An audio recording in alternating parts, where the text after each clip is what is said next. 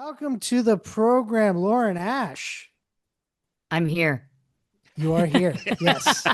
It's very How's it? comforting. I'm here. Yeah. I'm here. Yeah. Exactly. Come to me. I'm here. Yes.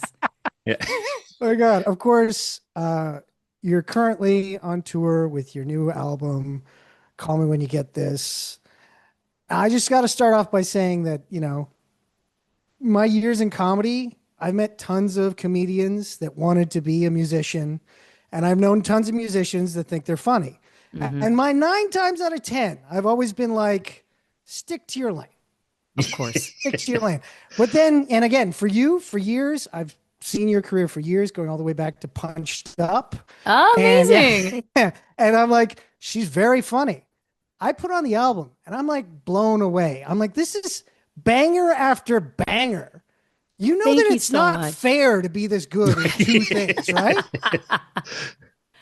Listen, I appreciate that. I say all the time, it's that like classic, like you're saying, every actor wants to be a rock star, every rock star wants to be an actor. So I definitely was very well aware going into this. I was like, I know what the preconceived notions are going to be, but I really appreciate that. Thank you so much. Well, Yeah. So this album is like an organic concept album, right? That Yeah, it came all out of a breakup. it did. So we technically started writing it right before the breakup happened, and we wrote Dumpster Fire right before, and I was like, am I psychic? Did I just predict that this is going to happen? But then when the breakup happened, I like called my producers and I was like, buckle in, we're writing Jagged Little Pill, like we don't have a choice. Like it was not I had already had the intention that we were going to create a record, and we had different writing sessions kind of on the books and that. But once the breakup happened, I was like, I'm not going to be able to get away from it. So we're just going to have to go for it. So yeah. So from there, it became pretty organic. Yeah. I like also how you use Jagged Little Pill and not like any one of the umpteen Taylor Swift references, or anything, both musically in that same lane, but also, showing your Canadiana, A it's 100%. And listen, Jagged Little Pill to me, like, I remember the first time I saw the You Oughta Know video and I was like, who is this? right. What is this? Like at the time as a very young child, I'm very young. No, but at the time I was like, I just hadn't heard anything like that before. And it was like the video is also so you can't really see her face. It's so mysterious. And I just remember being like, this is the coolest thing ever. So yeah, I'm Alanis forever. I would be a terrible Canadian if I wasn't. It's just the truth. Yeah, That's yeah. fair. I think it's kind of like every generation has their Canadian artist, like a little ahead of me, there was the Brian Adams and Oh, Burton Cummings, like oh, that's how they identify. For some of us it's either Atlantis or Our Lady Peace or Tragically Hip, for example. Like you move into that territory. I'm I'm a not sure. Sloan guy. Yeah, Sloan. oh, yes. Yes, all of these references. Like that was, I grew up in Canada, and so Canadian music, like my favorite era of music is like early 2000s alt rock, and it was this like very specific time, Sloan, Our Lady Peace, that was all that time of music. And so this is, I mean, you're scratching my itch here because this is all like so my jam. Yeah, totally. Well, And that's the thing. Like your music really fits into that early 2000s alt rock sound. Yeah. And like one that really like blew me away was Cool Story, Bro. And of course, I love the video you guys put together for it as well. That Superstore cast members and stuff are in it and whatnot. But yeah, like that's the thing. Were you channeling your younger self and your love of that time that you're like, that's the sound I want? For sure. I think for me that is so my era. That's everything that I love. It's everything that I listen to. And so I've always written music throughout the years since I was a kid. That has been like, I'd shoot a day on Superstore and come home and like play my guitar and write songs to like wind down. So it's always been a part of me, but it's always been that era. It's always sounded that way because that's just my favorite. So it would be weird, I think, to try and make like a straight up pop record or like I mean, I would never make a country record. No shade to country fans. It's just so far from yeah. who I am and what I listen to that, yeah, it just, again, it felt organic that it was like, this is what the record has to sound like. And there's been such a resurgence lately too of that kind of nostalgia factor of those early 2000s, like the when we were young giant, shows they've had in Vegas and stuff like that. It's like I feel like it's ironically kind of the time for it too, because it feels like there's like this moment, which was not by design at all, but it's a happy coincidence. Yeah, music kind of has that uh I don't want to say vibe, but it's like it has that kind of cyclical nature of like it always seems like, to your point, it seems like about every 20 years after, say, a movement, it kind of like gets rediscovered again because people who were kids at that time period, teenagers, preteens, they get into their late 20s, early 30s kind of, and they just kind of like, oh yeah, no, I rediscover music, because maybe they're showing their kids or whatever, and you kind of like vibe back into it again, and it's just like you you just embrace all of it, or in some cases find bands you never even heard of. Like that's always a ton of fun. When you're talking about this, like that time period, obviously, it's I'm assuming CFNY because you're Toronto Oh based. yeah. Yeah, Yeah, yeah. so obviously, like myself, I'm a little bit older than you, so I skew a little earlier, but same thing. It's just like you just get those every time I hear a song, especially from that era, I forget how long ago it was. Yes. And then I'm like, oh yeah, it feels like it's 5 years ago. Kind of like COVID. It's like it feels like 5 years, like just yesterday, but it was 5 years ago. In this case, we're Yeah. talking like 25 ish, to 30 years ago in some cases, at least in my music Oh case. yeah. And I'm like, what happened? Because I remember getting in the car on a Friday night with my friends. We're driving around, looking for a place to either drink or party or do whatever, other shenanigans.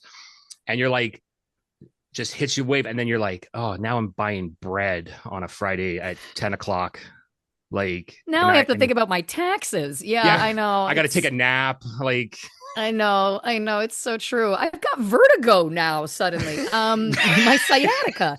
Yeah, I hear you. It's funny. I host this show called Halloween Bake Shop and Holiday Bake Shop, and we were shooting it in Toronto earlier this year, and I got picked up in a minivan. It's not glamorous, but I got picked up, and the guy driving, he has his music playing, and it's all the stuff from that era. And I was like, oh wow! And like every song, it was like banger after banger. And I finally said to him, like, dude, is this your playlist? He was like, yeah. I was like, this is awesome. Like, I love every one of these songs. He goes, yeah, this is from my parents' iPod. And I went, oh, oh, ow. Shots fired. I was like, oh my God. But it speaks to that cyclical nature. You're right. And there is kids now who are not children. They are fully functioning adults. One of them was driving me that day. And they're, again, their parents have influenced them. I'm realizing I could have been his mother, is the point. I was like, don't try to do the math. You just know it in your heart that you could be this boy's mother for sure. Man, he was a man. I'm not trying to, but you know what I'm saying. Yeah, we've He was a moved, boy. we've moved boy. from There the phase of being the one in line, causing like the yelling and screaming and butting in lines, and now like I'm in the back of Green, the you're line. still butting in lines. I don't know what No, you're talking about. I'm the guy at the back of the line sitting there in my head. I don't say it out loud because I'm not that person yet. I'm not old enough for that, but I'm sitting there. Oh, these kids, Yeah, Oh, but I've also, now I turned knew you- into, I'm now turned into, where's your coat? It's Right. freezing out here. They'll have a coat check. Yeah, I hear you. Why are you wearing Oh. sandals in November? It's ridiculous. You're going to catch a chill. This is silly. Yeah. Oh my God. Oh my God. Oh, but yeah, like yeah, that this album very much at that time brings you back, sort of thing. Now, the other thing about the album is, of course, there's these little messages throughout that are actual messages you recorded of yourself during this breakup. What was it about this breakup that you went, I want to document this? It's a great question. I think it's interesting because I've been through a series of relationships, many relationships, but this is the first time I feel like I really became heartbroken. I don't think I had ever actually, I think I had thought, you know, but I think it's not until you experience like a true earth-shattering heartbreak that it's like I remember saying to my friends, I was like, oh, I get it now. I was like, this is why people write music and make art. Like, this is terrible. This feels awful. And I think because it just felt so much more heightened than I had ever expected or ever experienced before, I felt compelled to document it. I think in part it was because it was like as a lifelong actor, it's like there's part of the human condition that I was like, I want to remember this. Like, and I didn't trust my own memory, which was smart because it's a blur now. Truly. But so when we were putting together the record we had written the day I got over you, and then I went, it's over, it's done. We're not going to continue to write. I was like, as soon as I've written that song, the story is to quote Johnny Cash, my song has been sung. So then I kind of like I'm looking at the songs and I was like, I feel like there was just something about it that was missing. And then I thought, what was I filming at the time? So I literally went back through my phone and I was like, all right, we wrote Diet Coke and Lexapro at these dates. What were the videos? And so then I just started watching, and it was fascinating to, first of all, see myself in that way, which was hard to watch and also oddly interesting. But I found these little, like sound bites that I was like, I think this is like for me as somebody who's coming at this from a different career path. I think for me, it was like, I felt like I wanted to convey more emotional context. Like it was like, this is really what we were doing. This is not like, because, some of the songs, obviously, Cool Story Bro, like there's a comedic element there for sure. But I was like, this is ultimately like insanely personal. And I felt like it was like for the piece, for the sake of the whole thing, I thought it kind of elevated the story. And so I was actually really glad that for whatever reason, decided to document the saddest year of my life. Yeah. When you talk about documenting your, like in this case, the breakup, which, obviously it was traumatic in its own way and hard to deal with. But you are also big on social media, and, a lot, and obviously in the world that we live in, a lot of people are on social media and they share stories very similar. And I saw one of your social media posts from late last year. I was going back through some stuff just to kind of get caught up again because, the way algorithms work. Sometimes people show up and then they disappear and you're like, what happened to them? And you're like, oh, they're still like, I've missed like 1,000 videos. Yeah. And, but I came across one and it kind of caught me because, and I'm curious about this because being somebody who is a celebrity, who is, has a face that people recognize and say things, and then you're talking about the nature of this breakup, and you're putting this into music. A lot in the past, musicians would just have an album, but with social media, people are putting that out there on Front Street and people are seeing it and experiencing it. And you had talked about in this video about some questions, I'll say, comments that come on. How do you deal with social media exhaustion?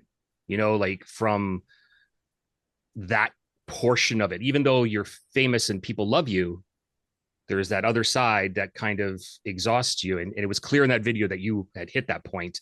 And and of course you post hundreds of videos after that. How do you handle that on a day-to-day basis?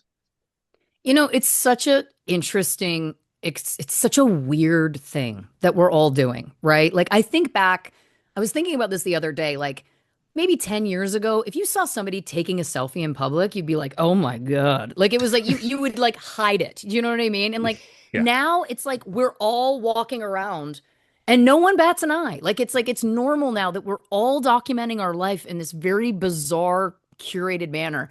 I think, I'm somebody who is typically quite open in life, probably to a fault. And I think that, my early talk show appearances when I was first working in the States, like, I told a lot of, personal stories and stuff like that. And I'm a bit of an open book. And so social media is an interesting minefield for me because there is a part of me that is like, I'll talk about anything. I'll share these details about my life, etc.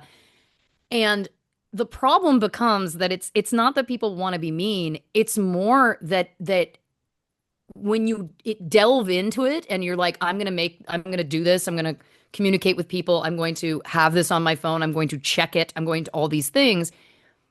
You can't control the other side of it.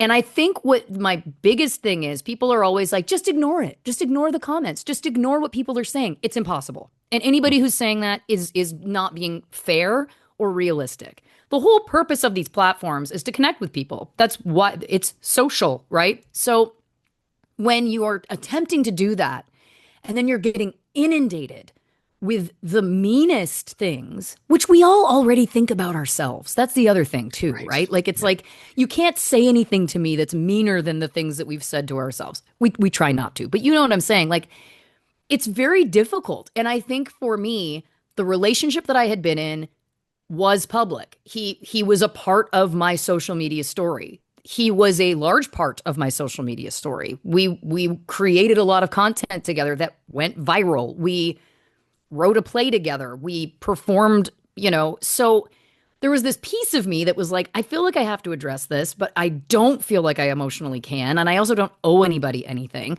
But then I'm losing weight and people are like, she's on Ozempic. There's a huge narrative that I've had gastric bypass surgery. And I'm like, first of all, one, I lost weight naturally over the course of many, many years, just through, changes I was making and becoming healthy.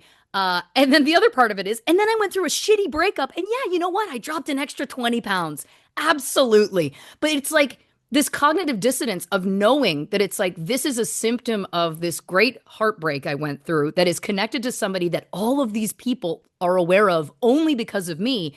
It starts to fuck with you. Like it starts to become this odd thing where it's like, how much do I owe people? What am I supposed to say? And then you just start to feel crazy. So I think I remember that video you're talking about. And it was one of these things where it was every time I was opening my phone, every time, every comment was about what I looked like. And it was like, I'm dying inside. Like I don't even think about what I look like right now. And so it's like, it's bizarre to even have to entertain it. And I think for me, I was also not in a great state of mind. And so I was like, I'm going to do this as much as feels right to me. And then I just started to channel it into the music. Then I was like, I'm just going to try and, I mean, there's references in Cool Story Bro to people commenting online and what, you know what I mean? Yeah. That was in the thick of that time. But yeah, it's a really weird thing. And it's a powerful tool. Social media is a powerful tool. It's an amazing tool. It's allowed me to get my music to people. It's allowed me to, you know, connect with people all over the world, which is really cool, but it's trying. It's tough. It's tough when people seem to like really want to destroy something, a bright light, you It's know? so it's such a weird thing to claim love, like I love you as Dina, or I love you, like from whatever shows, or or I love your music, and then but dot dot dot. I've never understood that mindset.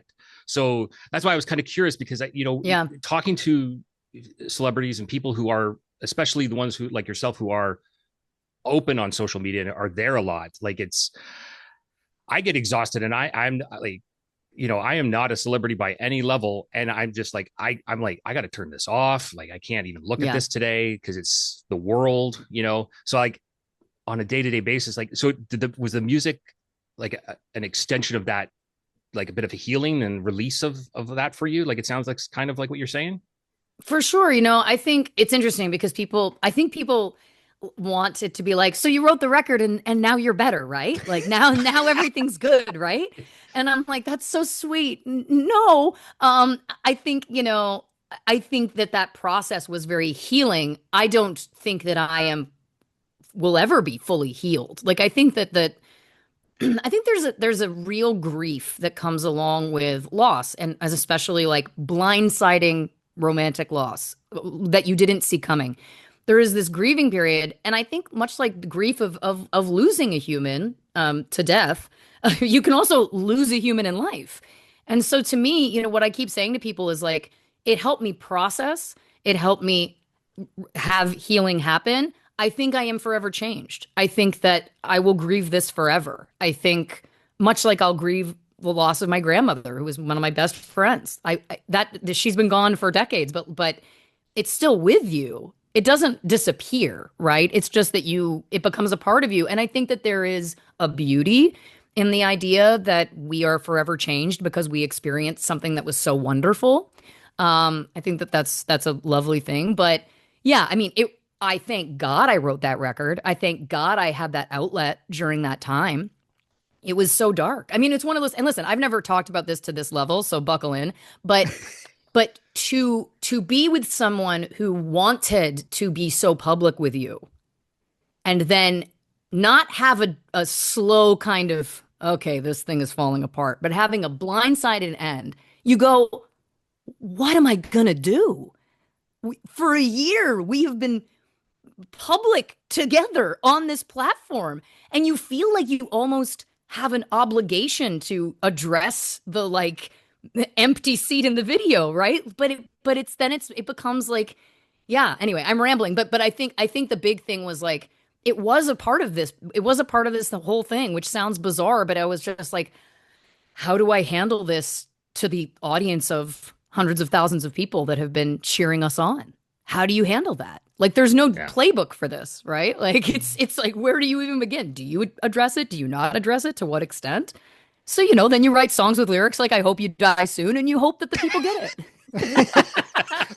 Whereas there, I thought you were going to say, I hope he dies soon, and you hope that he does. Like, that's what you're going. Oof. I don't actually wish No, death on of No, anybody, of but course not. Of Of course course but not. I think I Yeah. can say, and everybody, we've all felt those feelings. We've all been there, Oh. definitely. We've all been You, there. you Totally. can't Now, you can't love something if you don't hate it a little bit. That's Or the at some point, for sure. yeah. oh yeah. For sure. Oh yeah, totally.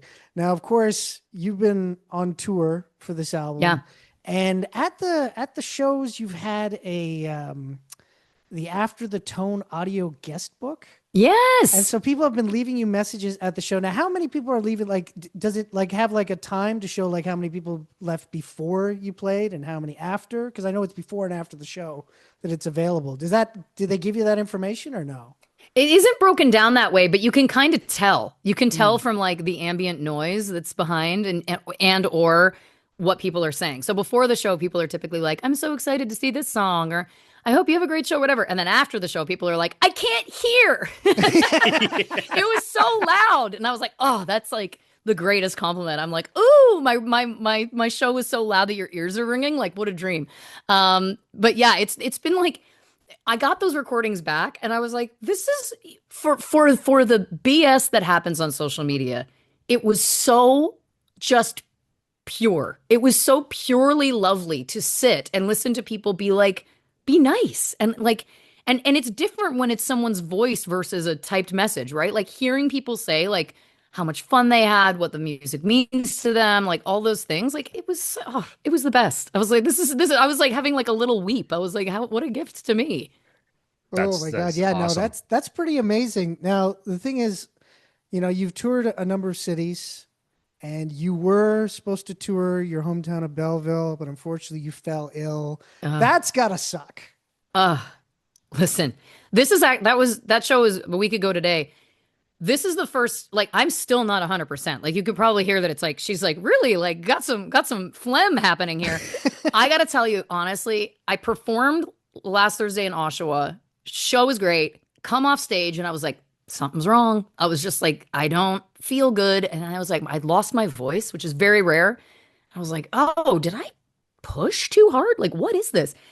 And then I was like, I gotta go to bed. Oh, I gotta go to bed. And it was, but the next morning, I had complete laryngitis, could not talk, couldn't breathe. I woke up because I had actually was suffocating, which is terrifying. Yeah. It was awful. It was awful to have to cancel any show, but to have to cancel the show in my hometown. I was just like, this is a nightmare. This is an absolute nightmare. Gotta And be the that's worst another luck. case where like I was getting some like not happy DMs from people who were very disappointed that I was canceling, and I disengaged. I did put my phone down for a couple of days because I was like, trust me when I say no one is more upset about this than me. Like, trust me. I know that I am so sorry that I let you down. I really genuinely am. You have to know. However you're feeling, times it by about 1,000, and that's where I'm at. Like it's the worst. No one, I don't think any performer. There is such as a performer in general. It's like your job is to perform. So when you can't perform, it's like a crisis of character. Like it's like, oh my God, what am I doing? What am I doing with my life? I'm letting people down. So yeah, it was awful. We're trying to reschedule. There's a lot of moving pieces that are much above my control, but yeah, it was such a bummer. Yeah, you Such were a bummer. literally gutted. You were like, well, Yes. you were, Literally. yes. Yeah, it's Ugh. it's My it's God. no good. It's no good because like to your point, right? Like as a in this vein as a singer, like obviously as acting, like there's its own issues there when you can't perform, but as a singer, like your voice is literally the entire instrument. Like Yep. it's not like you have the flu or laryngitis and you're the guitarist and Right. you're just playing, like I'm not diminishing. I'm just saying like you play the instrument. You don't need to use any vocals in some cases, but that is that is you. That's like Yes. it's the performance. Yes. Like there's no night without the voice. Is that like, do you continuously think about that? Like when you're touring, like I gotta protect this. I can't talk too much today, or like I can't. I'd love to hang out with more people, but it's that strain. Like, is that something you constantly think about, or is it just kind of in the back of your brain, and you're just like, okay, No, I'll no, duck it. it's constantly on my mind. For a fun fact, when I first started working at the Second City in the touring company, when I was a child, I started losing my voice, and I couldn't figure out. Like I had had enough professional training that I was like, I know that I'm using my voice properly. I know I'm projecting. I know I'm doing all these things right. Why do I keep losing my voice? Answer: I had nodes. From what? I have a stomach. Here's too much information. The opening in my stomach doesn't close. So I have constant acid reflux. I didn't know. Oof. I lived that way my whole life, and I thought that that was just how everybody lived their life. Spoiler alert, it's not. So I had nodes on my vocal cords for years and never knew because I wasn't performing every night. And then I started performing every night, and I was like, what's going on? So through that time, I mean, we did a ton of therapy, different medications to help like, neutralize the stuff. So it's always been on my mind. My voice has always been like my biggest, I don't want to say Achilles heel because it's also great. But yeah, on the road.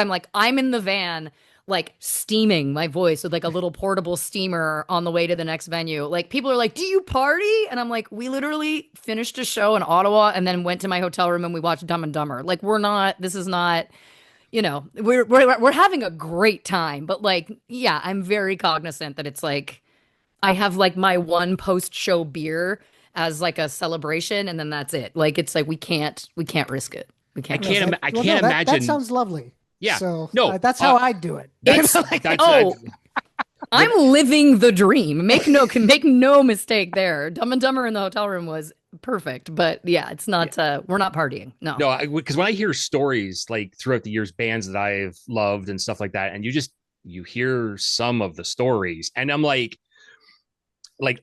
and legendary rock band party stories, and I'm just like, A, how are you alive?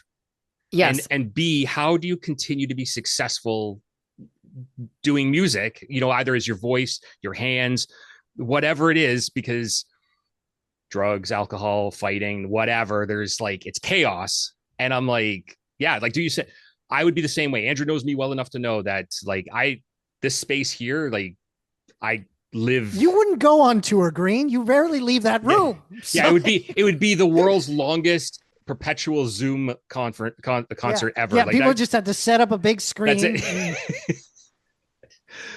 Oh my God, I love oh, it. Yeah, yeah. no, I No, just because like you saying like going back, having a beer, going back, watching Dumb and Dumber, whatever, like steaming your voice. I'm like, yeah, then something about like just some hot water and some lemon, Yep. and like just yeah, okay, Oh let's yeah, people are like, "What's on your rider?" I was like, "Oh yeah, my rider is so wild. It's literally like a kettle to boil water, lemon, honey, Granny Smith apples. That's another good one for your mm, to clear your any mucus that's happening. That's a singer fun fact.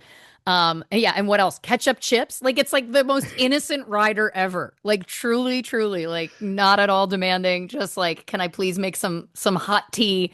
Have an apple and maybe a little chip, That's there it. we go. Fun shows without the hangover the next day. It's great. It's 100%. I great. don't know how people do it though. I No. agree with you. Like those stories about rock stars, like the idea of having a drink and then even one drink and then getting on stage, I'm like, oh, nope, nope, or the guys that are nope. on stage and they're doing like Texas Mickey like throughout the entire show. Like I don't Mm. it's the same thing as like No. I don't understand how Bruce Springsteen does like a 4 to 5 hour show. Like Yeah. I don't understand the logistics of keeping your Yeah. voice protected.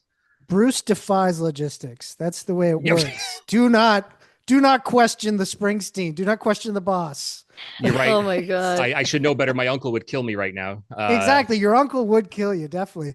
Yeah. Now, aside, you mentioned it earlier, aside from this tour and this album that you have out, the Halloween Bake Shop aired, the Holiday Bake Shop is now airing. Yeah. So did you shoot these shows back to back? Was it like 2 months worth of like cake? Is that Yeah. basically what's happening? Yeah.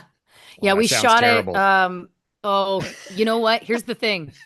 It was hard. And a lot of people are like, oh, yeah, it sounds really difficult. I'm like, here's the thing. Day one, we've got 8 bakers. There's 2 competitions, which means that's 16 cakes. Then you have to have at least 2 bites of each to like really get the whole, whatever. I'm like, that's 32 bites of cake.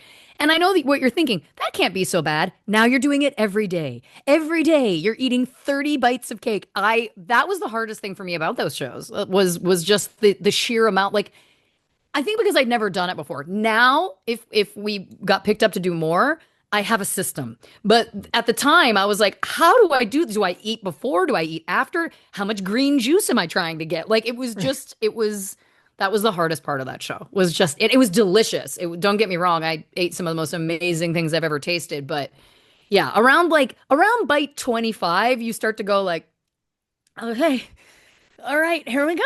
We're still Yeah, going. definitely. You The got to boys figure didn't out a have as way to much of a keep your problem. body working. Yeah. Oh God, the boys were like Jordan Andino, who is a fantastic celebrity chef, who was one of the judges on the show. That man is like a garbage disposal. Like truly, it was like he would be like licking plates. I was like, this is crazy. This is crazy. Yeah. This is See, crazy. It was I, such a fun show. We had such a good time.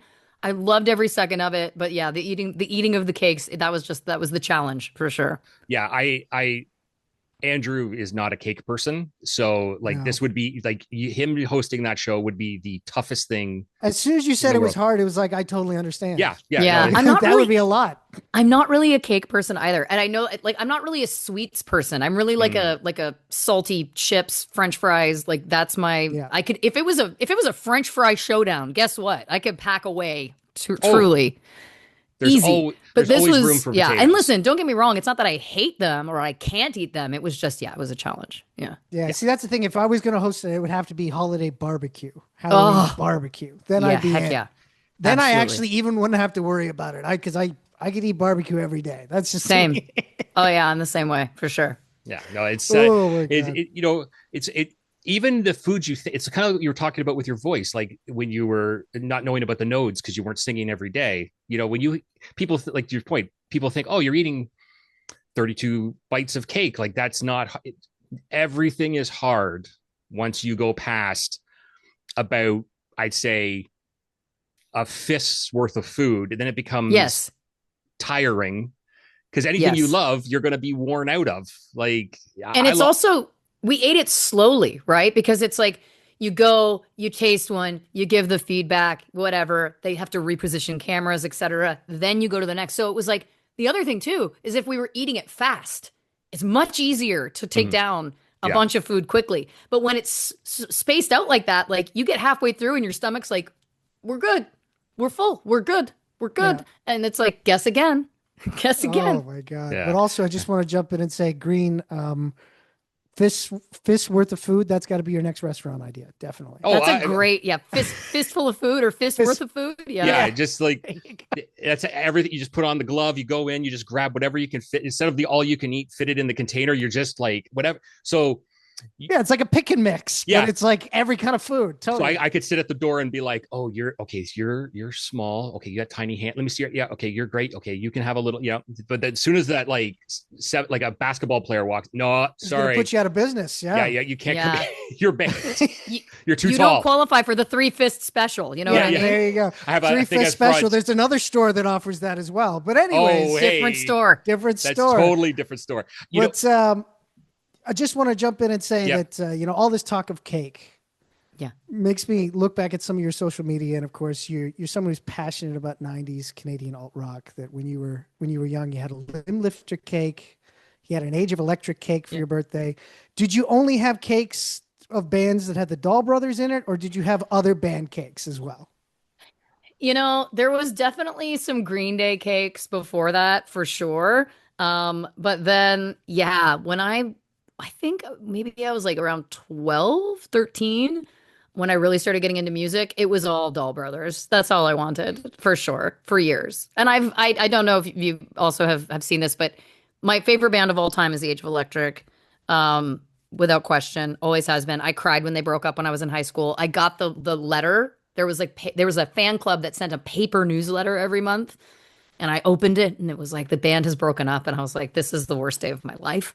Um, and so I do a podcast called True Crime and Cocktails with my cousin Christy. We talk about Age of Electric on the show a lot. Someone who knows them told them. And so then I got a message and it was like, hi, my name's Monique. I'm Todd Kearns' wife. And I was like, oh my God. Long story short, this was in the pandemic. And she was like, do you want to come on Todd's YouTube show? And I was like, ha, ha. Yeah, I do. I do. And I'll never forget like waiting for the Zoom to open. And I was literally like, shut up, like just calm down, focus, you can do this, you're an actor, you can do this. And then I was like, what do I do with my hands, what do I do with my hands, I don't know what to do with them, like. And it was like, like I was so nervous. Long story short, we became friends. He helped me put together the first band that I played with in LA 2 years ago. And then I released a song that I produced with one of those guys. And then we were throwing this big show and my guitarist that I had been working with was unavailable. And then I was like, yeah, maybe I'll ask Todd. So I sent him a text and he's like, hell yeah. And so I literally played this show and I would like look next to me and I was like, that man's photo was all over my bedroom walls as a child, as a teen. And it was like, it was one of the greatest moments of my life. Without question, one of the greatest moments of my life. I was like, this is the coolest thing I've ever done. The fact that I managed to like make this happen for myself. And however many years later, now I'm performing with the person I loved more than anyone. Like, this is the greatest. Oh yeah, That's no, definitely. that's awesome because like Yeah. I Andrew has been witness to some of my meeting people that I nerded out over throughout my years. That's And very unprofessional. yeah, you go in and you have all, it's like you kind of like with your hands, it's like, and I'm telling him, I'm like, no, I'm gonna be fine this time.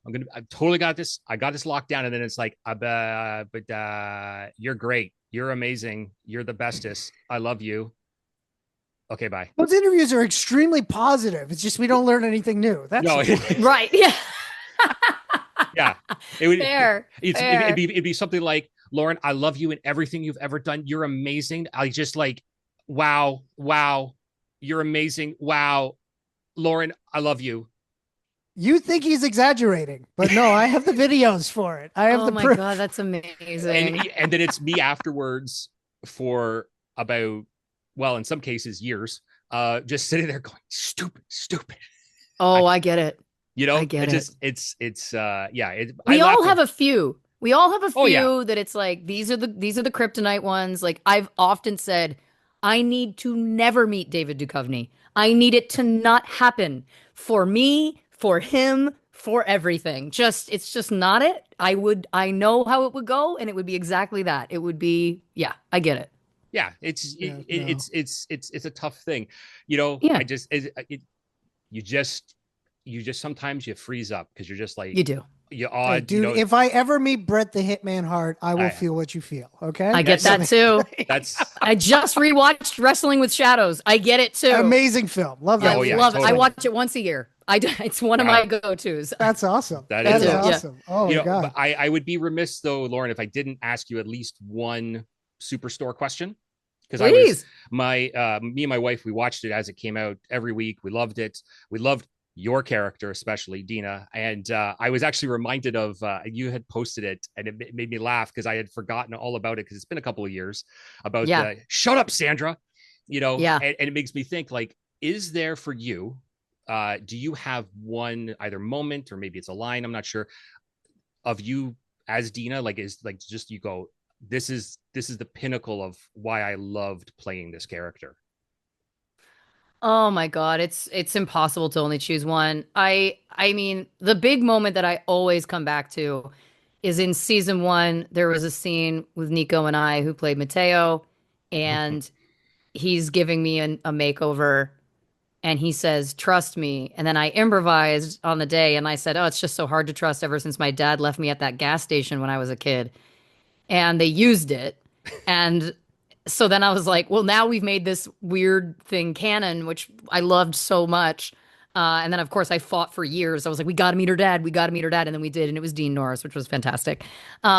But that line for me, I think, was like one of the pinnacles that I always think back on because I improvised it and I was so lucky to be in a job for 6 years where they celebrated us improvising, which doesn't always happen. Sometimes TV shows, sometimes you have writers that are maybe not as keen on that. But when you have a show with, me and Mark McKinney and Colton Dunn and great improvisers, it was such a joy. It was such a joy to get to play in characters. So that's always the one that I come back to as being like my quintessential Dina line for sure. And the other one that I did not come up with was I want to meet your mother and shove you back up inside of her. I thought that was one of the the choicer Dina lines. And I sadly don't remember who wrote that one specifically, but I was like, I remember being told because it wasn't in the script. And the director came in, Victor Nelly came in and he was like, we've got an alt, which happens every scene you shoot. You shoot the scene as it's written and then they've got a bunch of extra jokes. So you get tons of things, whatever. And he's like, he whispers it to me and I was like, okay. Oh my God. Okay. And that sounds like a line that could have been on one of the songs in Call Me When You Get This. It does sound like that for sure. And that's where there is the little bit of crossover in the Lauren Ash, Dina Fox Venn diagram. There is definitely not a lot, but there is some for sure. There you go. Well, Lauren, I want to thank you for talking with us today. We've taken up a lot more of your time than we probably said we were going to. So it's a pleasure. It was great talking with you. Oh, yeah. Of course, Call You When You Get This now available wherever you find music. Banger of an album. Oh yeah. I was like, again, I was going and going, this will probably be pretty good. At the end, I was like, that was fucking awesome. Thank you so much. Thank you. So yeah, well, thank you. And look forward to whatever you have next coming down the pipe. Thank you so much, you guys.